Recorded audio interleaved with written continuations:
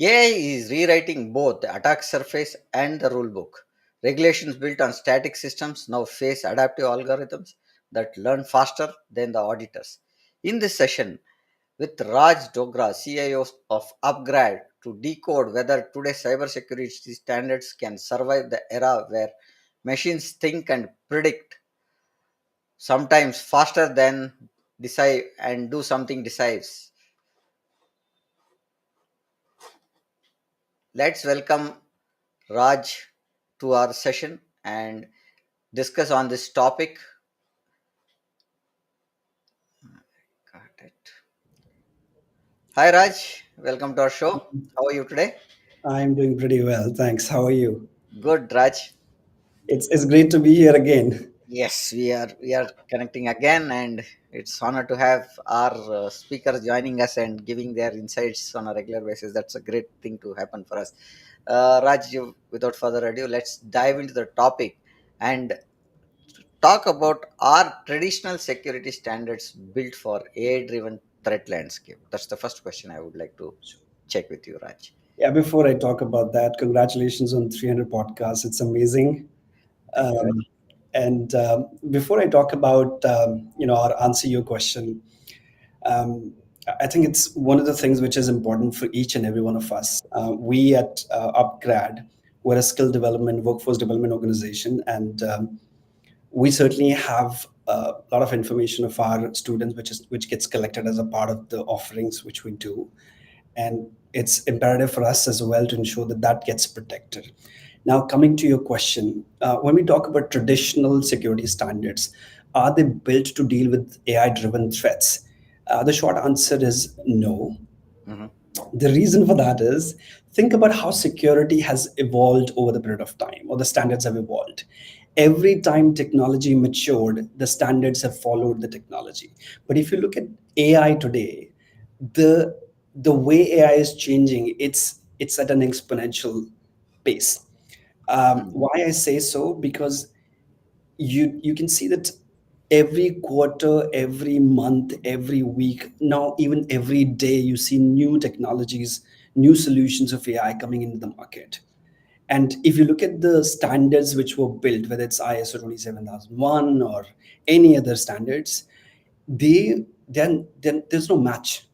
They were built with what they've learned over the period of time. But AI is changing so fast that the system does not have the capability to catch up. So that's one of the reasons. The second part I think is the compliance. If you look at compliance, it began lagging when attackers moved from a static scripts to a self-learning malwares. Look at malwares which are learning on the fly and changing its code, changing its way of attacking systems. If that happens, the conventional standards or systems cannot really, there's no match. They cannot really defend themselves. A decade ago, when we controlled the codes, but nowadays it's the code which changes itself so frequently or so fast that our systems are not capable to catch up. If I look at other points, if I look at something else like the data poisoning on LLMs, one of the reports which I was reading of CISA of this year, and it says that you don't hack the model, you actually hack the diet of the model. What it means is you poison the training data, because we know that LLMs, these are the models which have been built over the period of time by feeding more and more data. But what if the data itself was corrupt? What if the data was wrong? Then what you're building is not going to get you the output you're looking for. Right. It could be used, so poisoned data, the poisoned training data can be used as a weapon by somebody who's an AI attacker. One of the other things which I think analogy which I look at is that it's like you're raising a child with a corrupted textbook. If you Hmm. do that, they may be confident, they may be articulate, but they're dangerously wrong. Yeah. And if you go back to our standards, like whether it's ISO 27001, SOC 2, or any other standards, as I mentioned, they are not trained with AI models. They're not like, hey, you have billions and millions of data points on which you're trained and you know what to do. Because even if you look at traditional risk assessment, you talk about things which you can imagine. Like, hey, I Hmm. can imagine somebody may get unauthorized access, somebody may get into premises of a company. But what if you don't even know what kind of attacks you could get? How would Hmm. you train your system, or how would you build a system? So I think it's important that we look at it with the traditional risk assessment. Can we have something which is more on AI as well, like an AI risk register, which talks about what are the possibilities if somebody uses an AI to attack you? Do you have measures in place? I think that would help rather than being very conventional and looking at only those things which we know about. Because machines are learning, but our standards are still memorizing. They're still trying to figure out. So my answer is no, traditional systems are not equipped to deal with AI-driven attacks. They won't be able to do much. So following up that, whether what we are looking at, when did compliance start lagging behind computation, right? So I think that's what we are looking. Your take on it, Raj. Sorry, you said compliance starts lagging behind Behind computation. computation. Yes. Okay, so I think, as I said, that it's important that when we look at any solutions, um, if they're working with traditional methodologies or certain known things only, because when you look at any of the standards, they are built on what you already know, not Hmm. what you don't know. So in that Right. case, of course, may not be a match for any of the AI attacks, or if somebody tries to use AI against you as a threat. Hmm. So that's what I think. Okay. Now we have the standards that are there, right? Which predominantly help us to look at what are the standards that we should follow, right? And how can these frameworks like ISO 27000 or SOC adopt autonomous systems so that we are safe? Is there a possibility it can be autonomous? Well, look, I mean, eventually they would have to, because Okay. if you don't have, if you want to deal with AI attacks, because they're changing, as I said, that you could have malware attacks which are changing its code on a fly. And Hmm. if you want to deal with such attacks over the period of time, all these methodologies what we use, or all the standards which we use right now to do risk assessments or to protect ourselves, they need to learn this as well. We need to somehow bring in AI as well. It's not about just saying that, hey, ISO talks about, let's say, the CI tried, and you know the concepts, but you Okay. need some solution as well in order to make sure that you can protect. Because otherwise, if you're only dependent on somebody doing a risk assessment, and then identifying that, hey, these are XYZ risks, and if this is a traditional way of doing risk assessment, it's not going to help. So over the period of time, of course, these standards also need to come up with autonomous solutions which can help, or maybe recommendations which could Hmm. help and ensure that we are able to deal with AI attacks as well. Now we were talking predominantly looking at making solutions very smarter, right? And we want to see how we can make security also look at smarter ways of protecting us, right? Now can AI make prevention smarter than detection? Yes, certainly it can. I mean, see, if you look at conventional ways of ours, the way we've been working, and of course it's changing. Hmm. But if you look at the SOC teams, which have been looking at all the alerts which are coming in from all the solutions or all the products which any organization is using, Hmm. there's a huge alert fatigue. Okay. Because you get, It's true. if you have, let's say, hundreds of applications, they would create, if not millions, at least Yeah. thousands, millions of alerts every day. Now, humanly, it's not possible for you to go through all alerts and identify which one was the right ones, which one you should have paid attention to. That's one. Second part is that majority of them are false positives. Like if you Yeah. could about 90 to 95%, which are false positives. So what is happening is these teams are just drowning with so many alerts. In that case, what happens is that they end up missing the ones which were critical as well. So Hmm. detection is quite reactive, correct? It's more like fighting. For example, let's say you're using some solution and you get an alert that something has happened or there's an attack on your systems or services, but that's more reactive because the attack Hmm. has happened.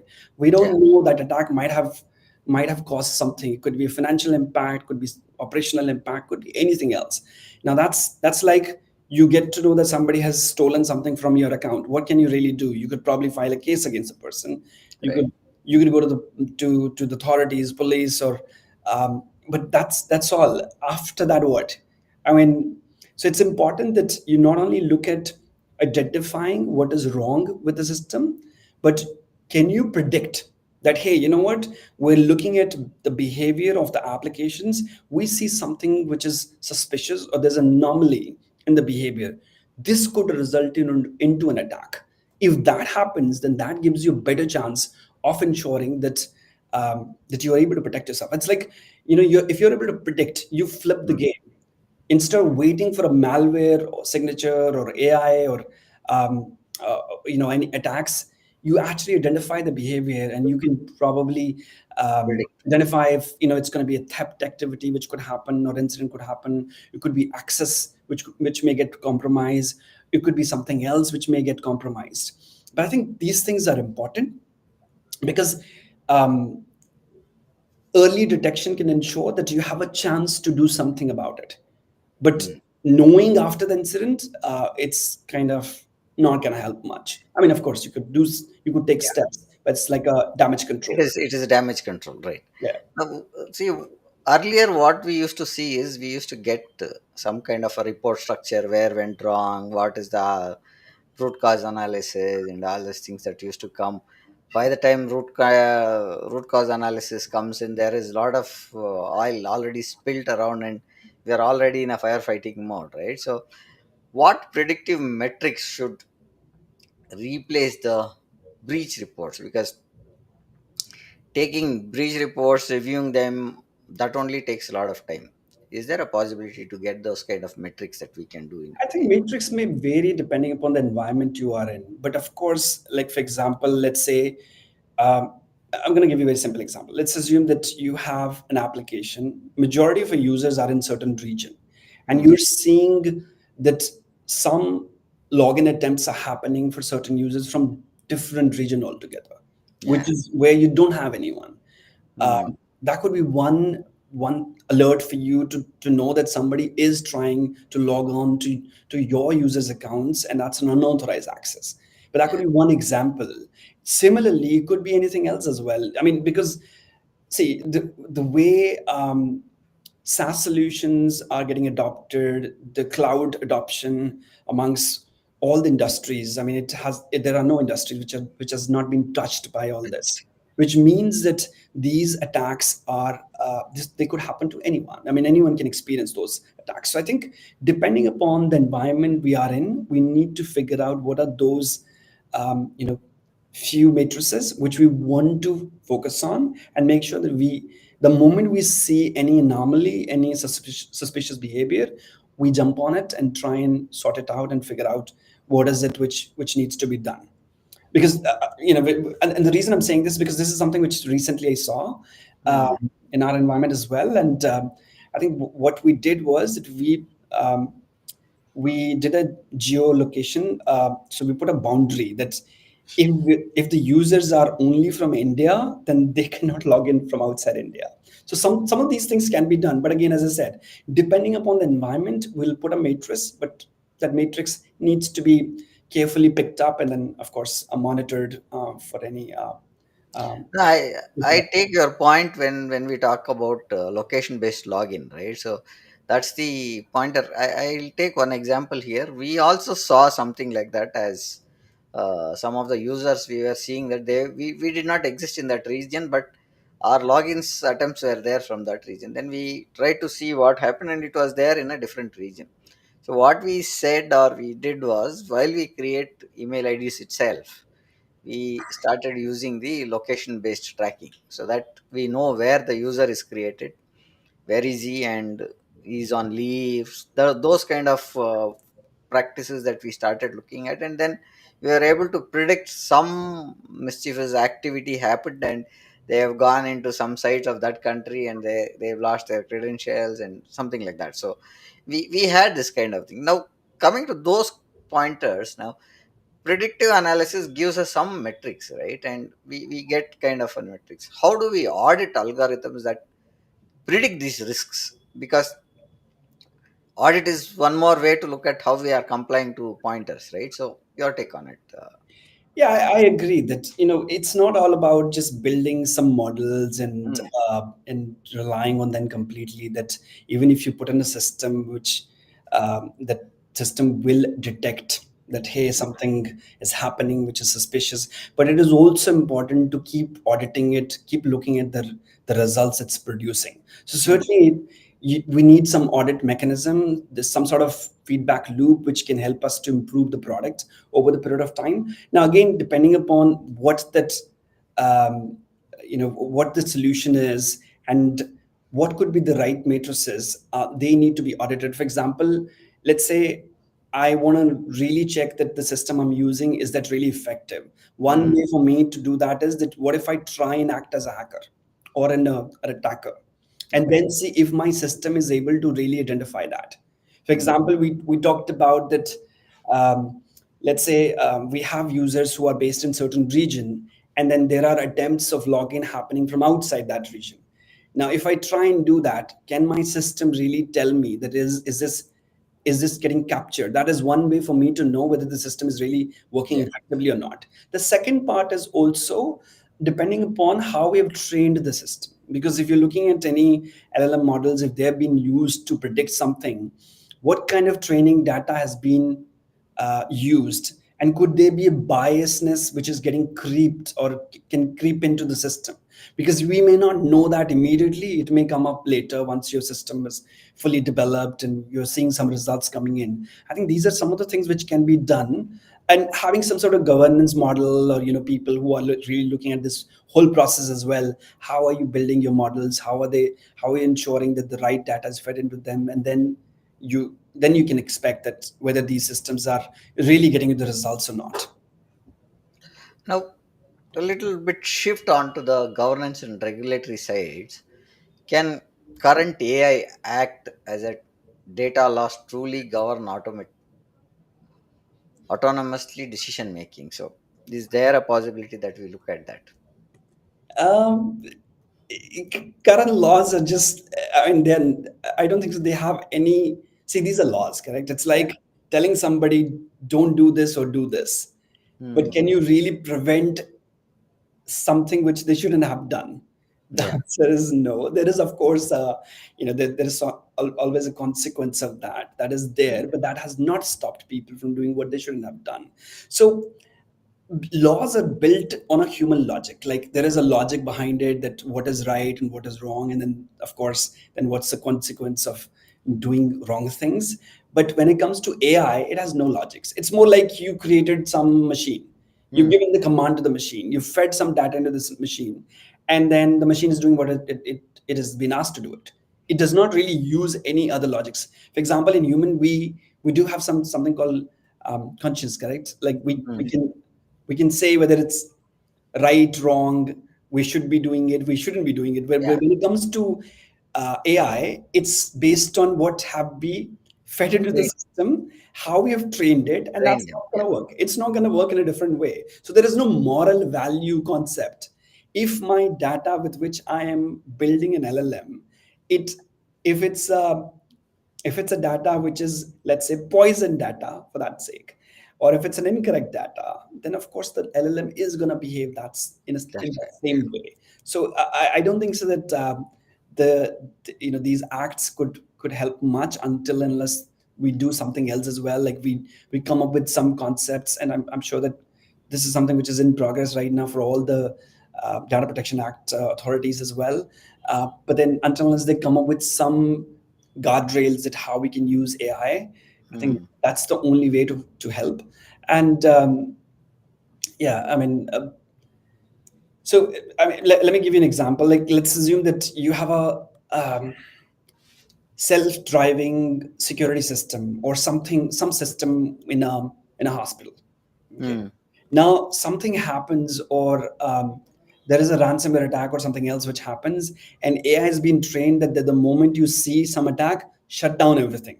Hmm. Let's assume it's connected to people's health. Somebody Yeah. is in ICU and you need some service, and that is connected with this, that is controlled by AI, which has been told the moment you see an attack, go ahead and shut down all the services. What could happen to the patients in that case? So I think it's important that the way we're building system, we look at everything, and then of course, put the controls accordingly. Now, when we are talking about data, you gave an important point where you said AI can, if you say the healthcare systems, and there is a service that needs to be added, Yeah, and suddenly it is brought down because we have programmed it like that. yeah. Now, how should the GDPR, DPDP Act, and the NIST AI risk framework coexist? Is it a possibility that all coexist, or we are talking something which cannot be as coexisting pointers? I think it's debatable, considering that while they all talk about security, Hmm. it's on a PII or SPII, Hmm. but I think over the period of time, it's important that it's not about just putting up a framework and saying that this is how you could protect your data, or this is what you must do. Hmm. Because as I said earlier as well, that when you talk about laws, when you talk about acts, they tell you what needs to be done. But in Yeah. order to achieve that, you need technology. And you Right. need the right technology, because if you don't have the right technology, you may have the best data protection laws of the world, but they're not going to help. And they may end up affecting the party or the company who's actually collecting their customer data to do their business. For example, if we are in an ed tech sector or education sector, and in order to offer a program to our students, we need PII information from them. We might need some other details as well. If it's degrees, like let's say if we're offering an online degree to them, we might ask for credentials as well, like your mark sheets of 10th, 12th. But it's important that we protect all that data, and ensure that we don't end up with any security or data breaches as well. And in order to do that, of course, we need the right technology as well. It's not going to just happen with having frameworks in place, because they just give you fundamental direction what needs to be done, but technology is required.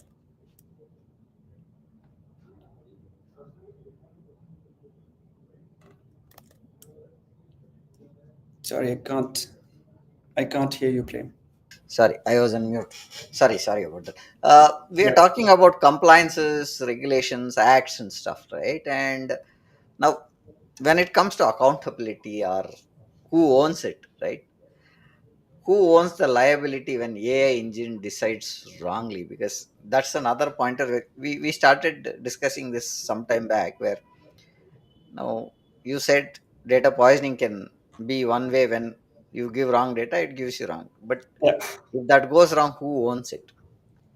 That's a good question. I think if um, I think there are multiple roles which we've seen in organizations owning data security. I mean, you have conventional information security teams headed by the CISOs. You have Hmm. CIO, which is also equally, I would say, responsible for from the infrastructure point of view. Some companies just have CIOs, no CISOs. CIO handles the security as well. Yeah. DevOps is another part where security also comes into the picture, because it's more about your cloud exposure. I would say, while there could be couple of individuals who may be accountable from a role perspective, but Hmm. when it comes to any organization, it is everyone actually, because anyone and everyone is using the platforms today. I'll give you a very Yeah. simple example. I was attending some event, and one of the things which I was mentioning in that event is that if we look at today, as I mentioned earlier as well, that Hmm. almost every quarter, month, week, day, you see new AI tools.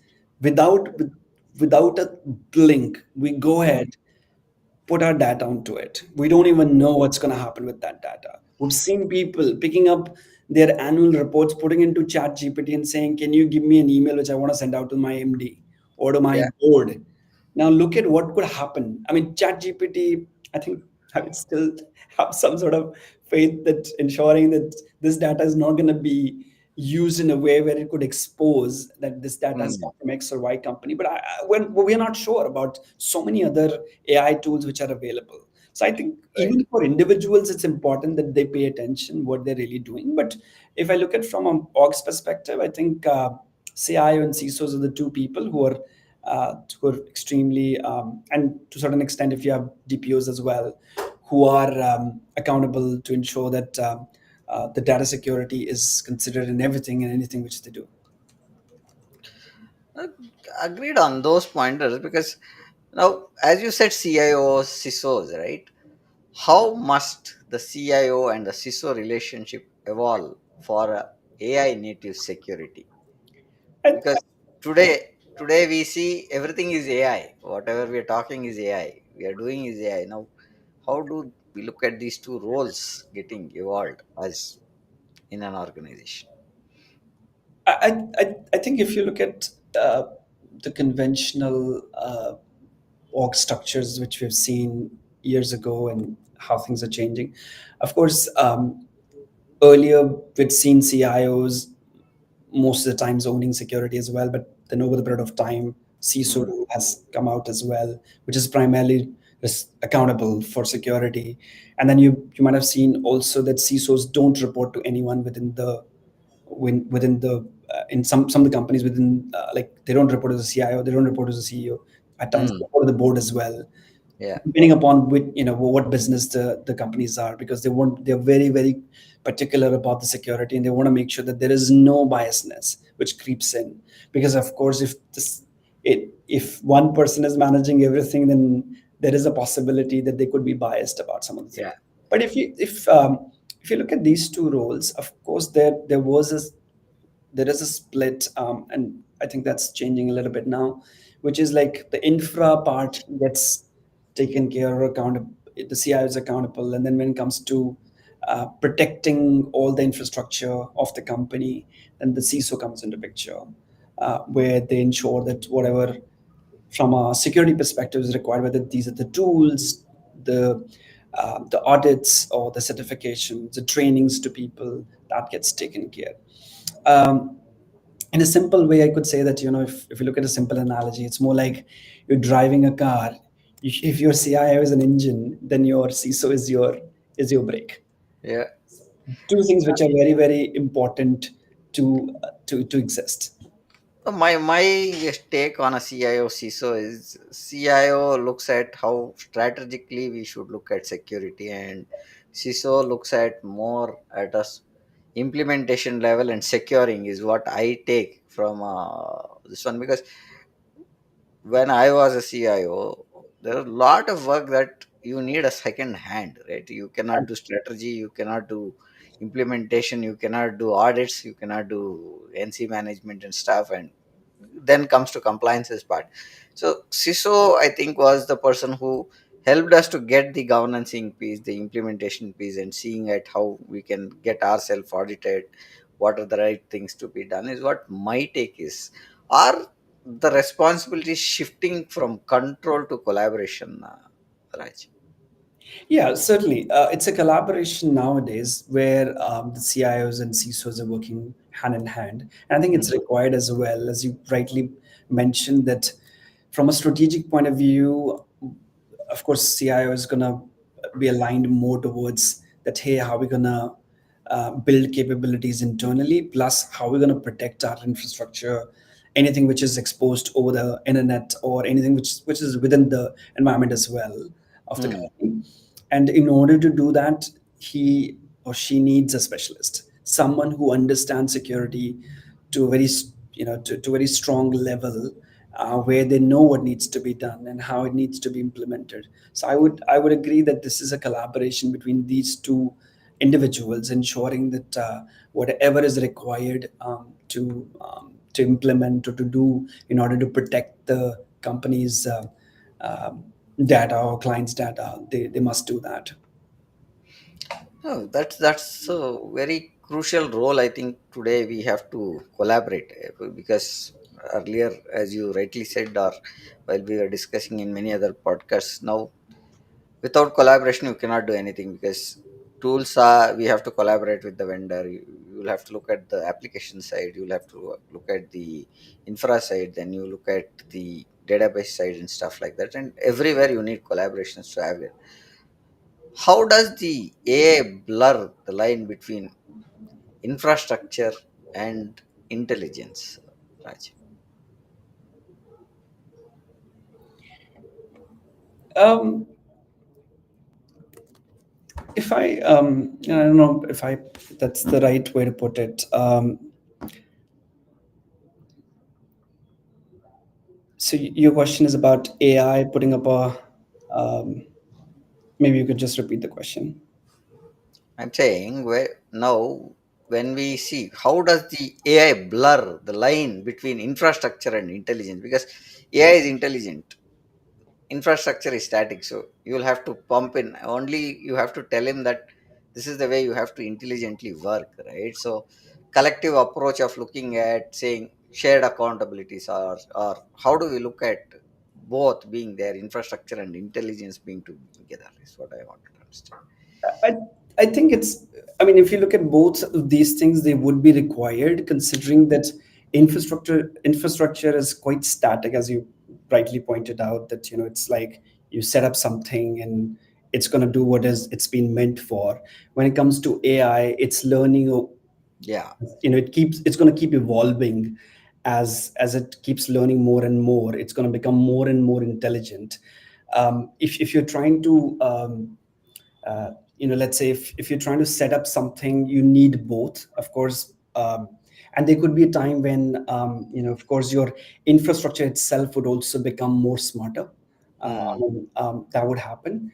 But I think, in my point of view, uh, this remains the accountability, or you could say the shared accountability would remain with people who are running the infrastructure and the AI as well. It could be two different roles, but that's what I think about it. okay, got it. Now, uh, when we talk about teams, right? Are security teams ready for an AI driven incident response? Because I've seen a lot of pointers where we are talking about automation of a incident and response. Now, are we ready there, I Raj? would say to a certain extent, yes. May not be fully, but certainly to a certain extent. Um, if we look at the skills, I mean, if I talk about the security teams, if I talk about SOC teams, you look at the analysts who would know either Pythons or, let's say, firewalls or SIM solution. Um, but if we look at any AI breaches, they don't look like normal events or normal, incidents. Mm, Um, it could be a prompt injection, it could be the model poisoning, it could be jailbreaks, it could be anything. Correct. mm, um, and of course, there are new roles which are going to come in, or maybe may have started coming in already, uh, mm, because these are some of the skills which would be required over the period of time. And, if I look at some of the attacks which you could call out right now, um, like attackers asking the LLM itself, "How do I bypass you?" Like, one of the mm, things which could happen, like you are asking ChatGPT in certain ways that, "How could I bypass you if you're yeah. giving me a solution?" Or it could be deep fake phishing calls targeting senior executives, or, let's Mm, say, somebody calling some of the individuals acting as an executive, saying, "Hey, I want you to do XYZ thing," and then people may or may not be able to really figure out whether this is the right, this is the real person or not. Hmm. Those things, I'm unsure that a traditional security personnel can really understand. I mean, they need to be trained on this. They need to know these skills in order to identify. So if we look at new roles, there could be new roles which could come up in order to fill in the skill gap. It could be the prompt auditors itself. It could be model forensic specialists, like we talked about, that if the model is poisoned, how do you even know that? How do you identify who could do that? It could be if there is an incident, it could be the AI incident responders also, which could respond on any incident which are happening. It could be ethics engineer as well. Like, how do you ensure that your model is still staying ethical and you're able to use them for the purpose you built? Um, I think, and there are, of course, organizations who are coming up with security programs which are primarily covering AI cyber defense as well, cybersecurity and AI defense, to ensure that people understand how does AI work when it Hmm. comes to security, and how could you use AI in order to protect your environment. Um, and of course, I mean, if we don't upgrade our people, we can't upgrade security as well. They need to know how to how to fill in this skill gap. Now you brought two pointers there. One is the skill gap point, which I think today's AI based security threats needs more people to protect it, right? So you need, as you rightly said in the start of the discussion, we have so much of data getting collected. Owning them, securing them, and putting it into the right use, and then destroying it, all those things need kind of a human potential that is there. Now you also spoke about some of the new roles, right? I was hearing somewhere we are also going to get something called um AI Journalist. AI generalist. Was a senior role, whereas kind of a AI kind of a CIO kind. I'm not getting the right name there. AI officer, something like that, right? So those are some of the roles that I think which are coming up, both from a standpoint of looking at AI and security together, right? So that's one thing that is coming up. How can, being from the edtech side, how can edtech leaders close the skills gap faster? Because we spoke about it, because we see a lot of skill gaps. You have people, but you are not having the right set of people there. So your take on it, Raj. I think certainly the edtechs can play a very large role here. Hmm. One is that ensuring that uh, the kind of content which is really required to learn these concepts of how you could use AI to protect your data, or the the information what companies have. Of course, not Hmm. only from company perspective, but of course from a learning perspective, that how do you do this? Hmm. Ensuring that bringing in the best content, technology, and tools which are available in the industry right now, teaching that. The second thing, which I mean, in one of the classes I attended, I learned that it is important that we don't have any the mindset with which we might have learned something. Like, it shouldn't be similar mindset with which we are learning AI, because AI is Hmm. changing so fast, Changing, yeah. which means that you need to adapt, you need to be someone who is ready to change. If you've learned something today, and if it gets Change. irrelevant tomorrow, then you're ready to, it's like reskilling yourself. The third thing which is also important is that um, I think while this and this and this thing, I was thinking about this, that while any of the organizations which are offering these courses, it's important that we look at what are the outcomes we could have. Like, for example, uh, could it result into because a lot of times people have a tendency, whenever they want to learn something, they want an outcome. Is it Hmm. going to be a certification? Is it going to be a job change? Is it going to be more knowledge? Is it going to be something else? That outcome is attached to the course. that'll help.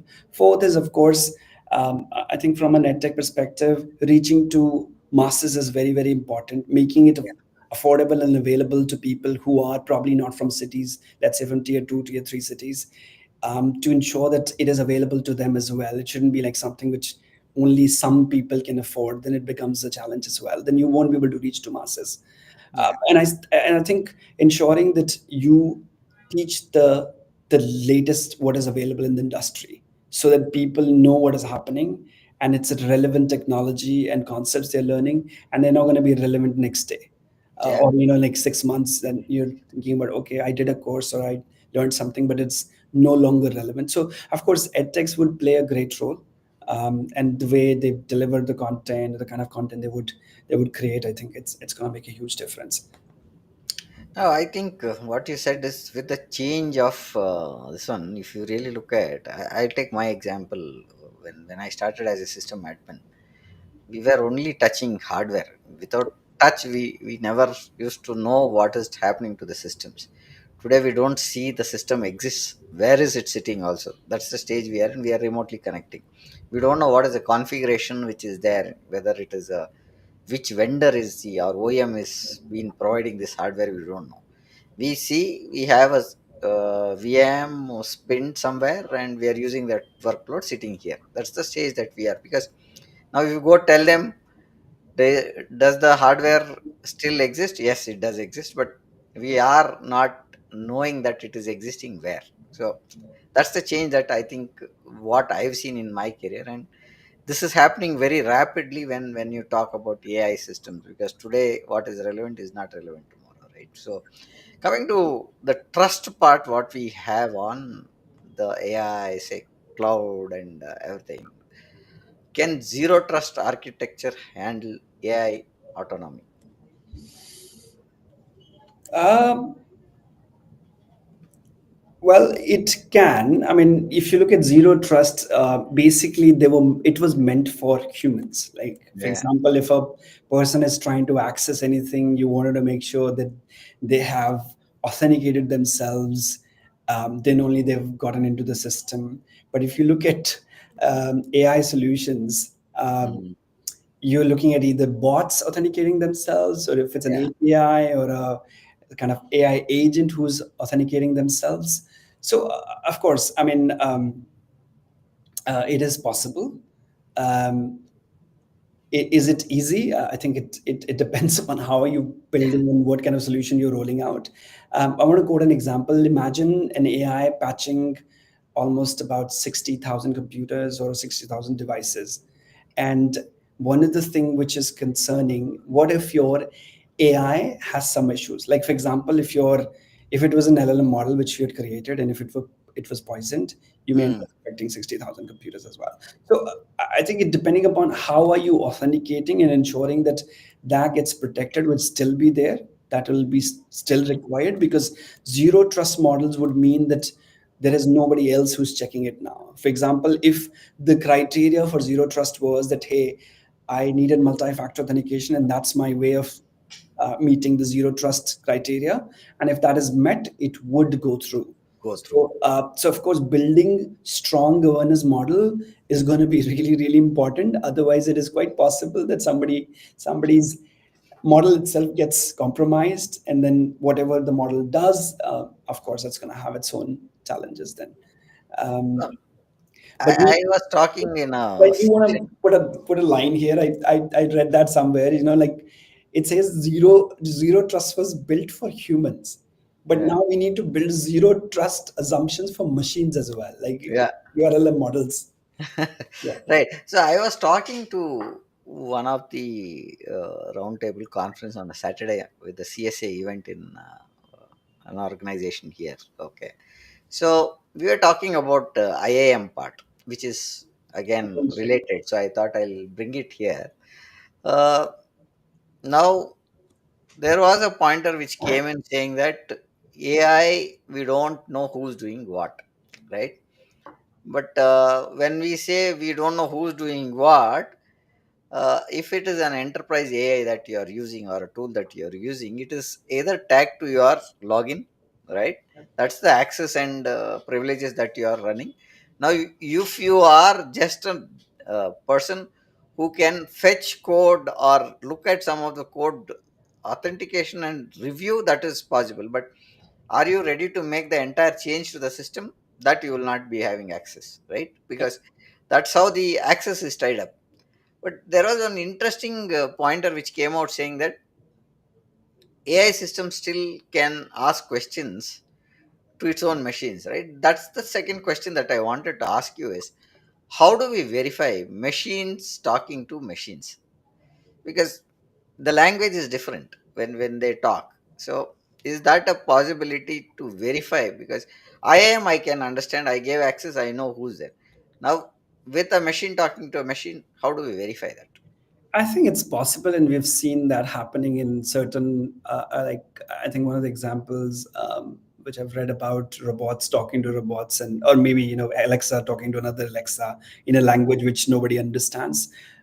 Quite possible, but I think, are we commercially using it right now? I have no idea whether it's something which is available where you built a model, and let's assume that model was used for zero trust Mm, capability. And do you have do you have built do you have a solution built in such a way where it can question its own integrity in case if it finds something suspicious? mm, Because if it is able to identify that, hey, I'm being infected, something is wrong with my own data, and point that out and do not authenticate further, then that's what you're actually expecting from the model in this question.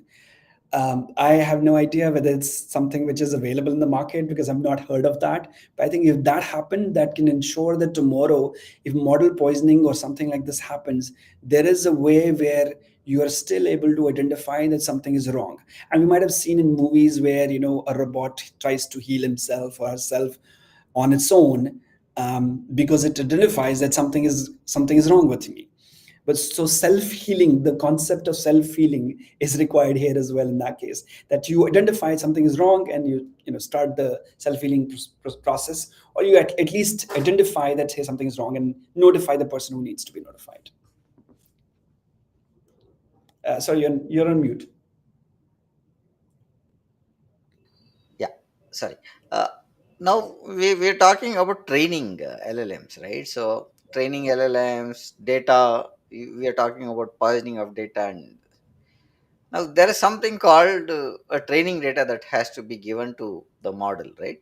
How do we secure training data that defines the AI behavior? Because when we feed the data, it is maybe cleansed, audited, and stuff. This is the data that organization.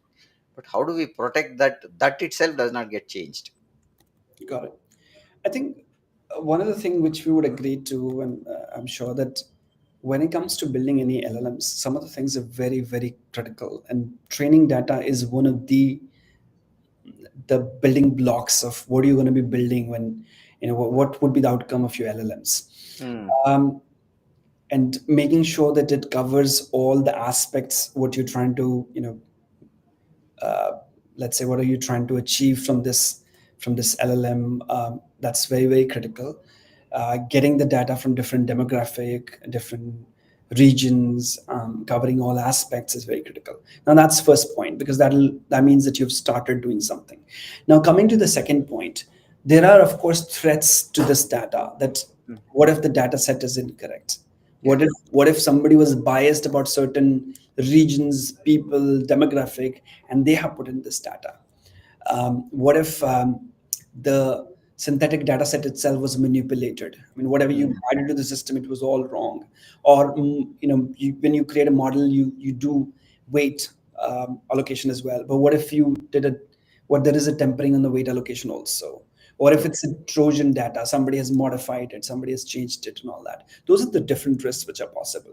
I think one is, of course, getting the right data, Hmm. and second is that, um, again, you need certain governance here, which tells you that how you're going to be able to train the data, so that Hmm. you've covered those aspects.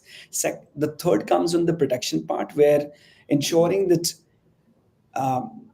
wherever or wherever you're hosting this LLM, whoever has access to it, You have all the basics covered here. For example, you have zero trust model, you have multi-factor authentication, you have role-based access.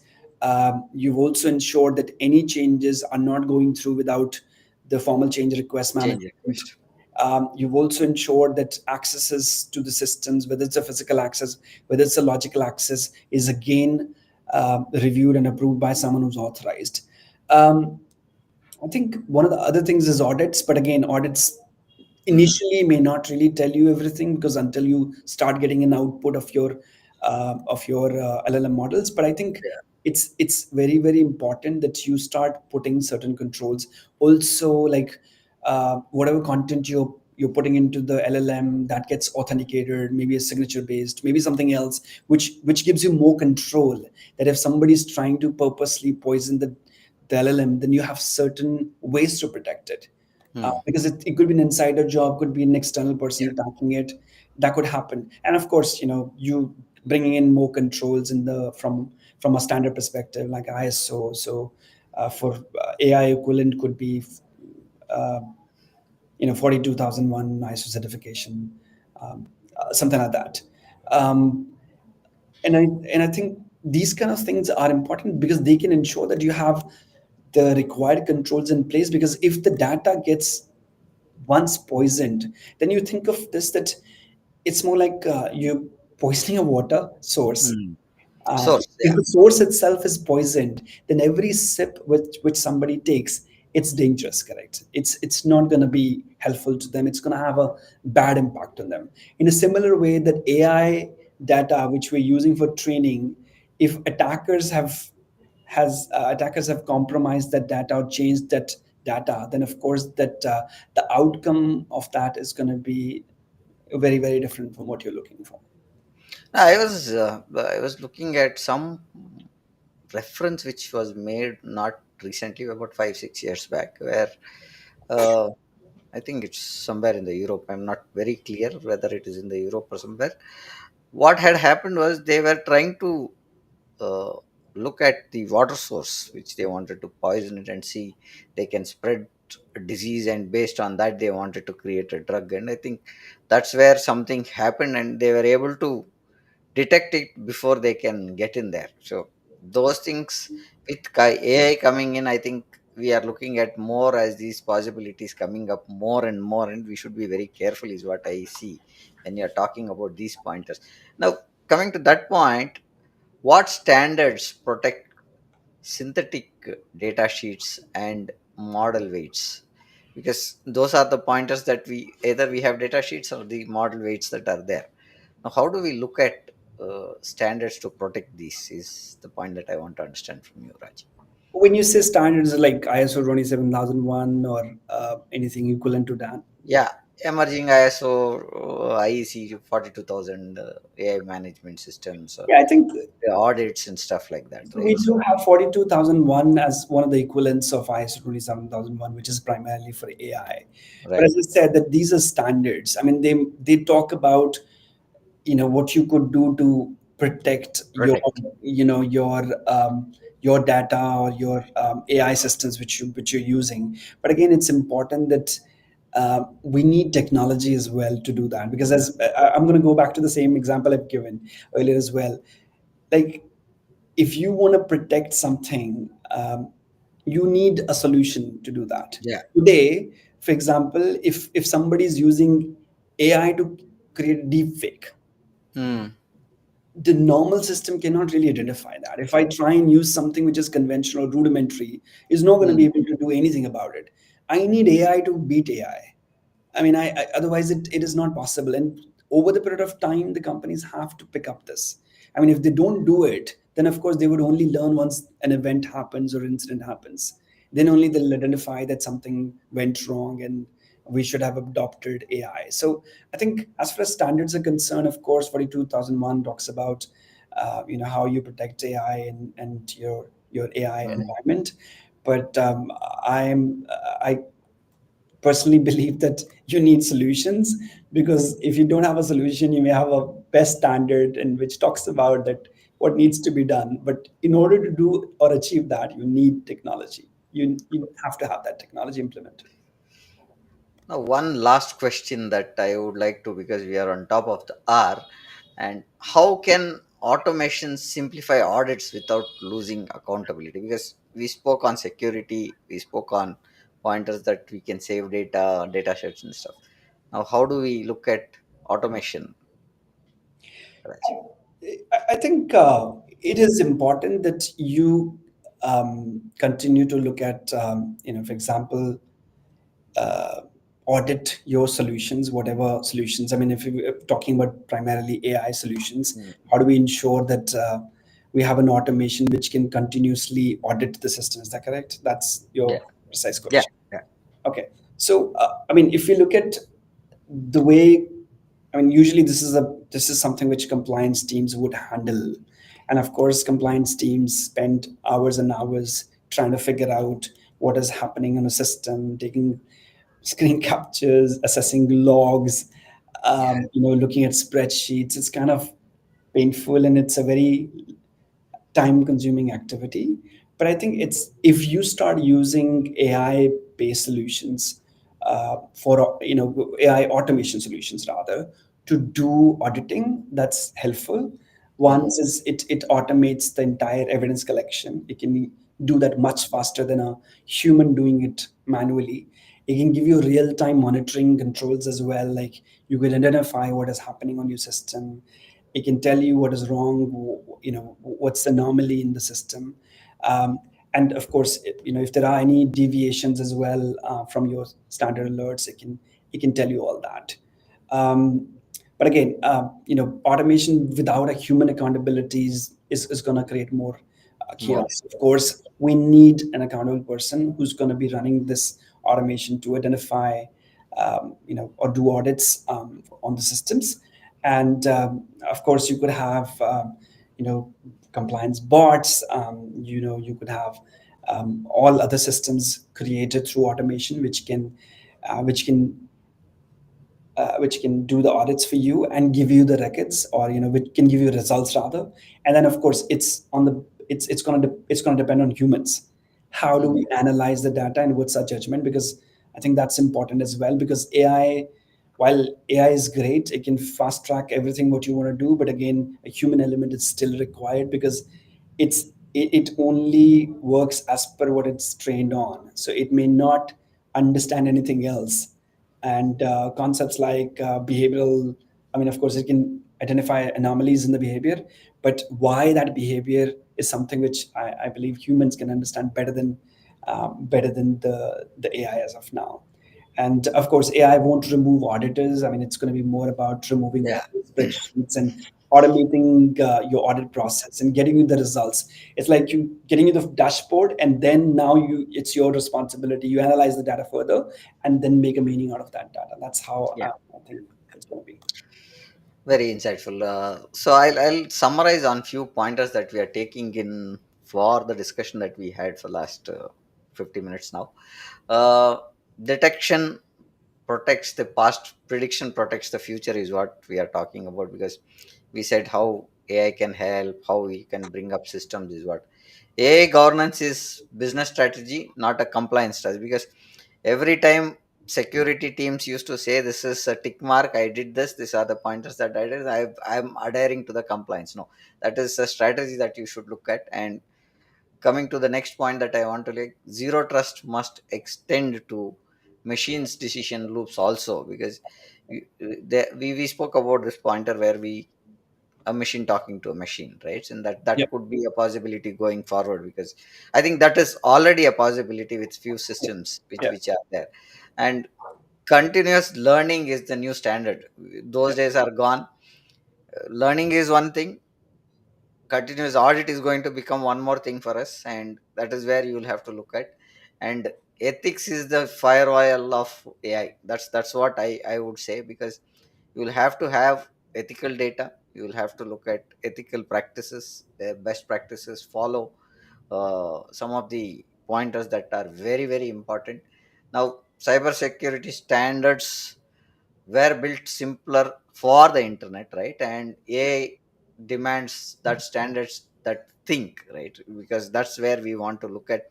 These standards should think by itself is what we are looking at. And that's the summary that I would give for the overall session of 55 minutes that we did, Raj. Any final pointers that you want to add before we conclude, Raj? No, I think over the period of time, we're all gonna adopt AI, and that is required. It's gonna fast track a lot of things for us and give us more time in our hands so that we can do more meaningful things in our professional personal lives. But Hmm. it also comes with some risks, and we Yeah. all need to ensure that we take care of those risks as well. Then only we can effectively use AI. Otherwise, it's going to become a necessary evil for us, which is going to be there, but it will have its own impact as well.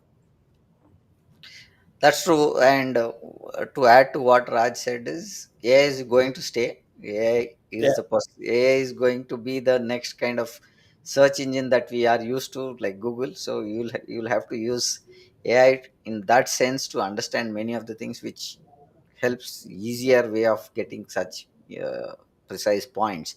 But the data what you feed or the right questions that you ask also makes a difference, is what I would say when you talk about a Raj.